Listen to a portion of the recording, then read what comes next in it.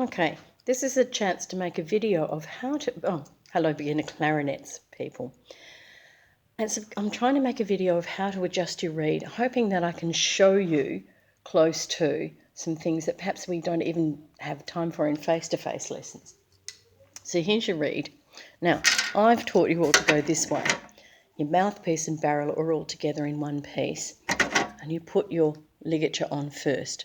So have a look, there's my finger on the back of the ligature, and it's round that way. So I've got the screws that I'm going to tighten it with are at the same side that the reed's going to end up with. So then we take hold of the reed, and the square end of the reed is going through that gap. Yeah, I'm going to show you the gap, through the gap. And I catch it with my thumb at the bottom and pull it down.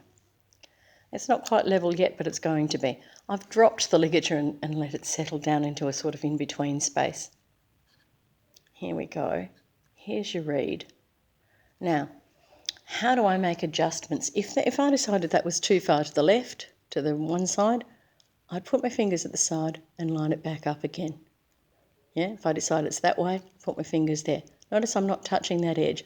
That edge is still too high, but my thumb is under there, so I can use it to pull it down when I'm happy that I've got a reasonable adjustment. Now, have a look. Let's see if I can angle it. When I look at it face to face, it's like I'm saying, hello, reed.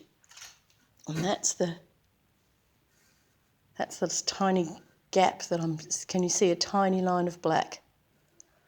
Okay, so then the ligature's sitting between the guidelines marked on my mouthpiece. You can see that guideline. Not all of mouthpieces have them, but if they don't, and especially if you're using these reeds with a straight cut across, you should always be able to see the straight cut. Okay, so I'm going to tighten that, and that means that when I honk on it,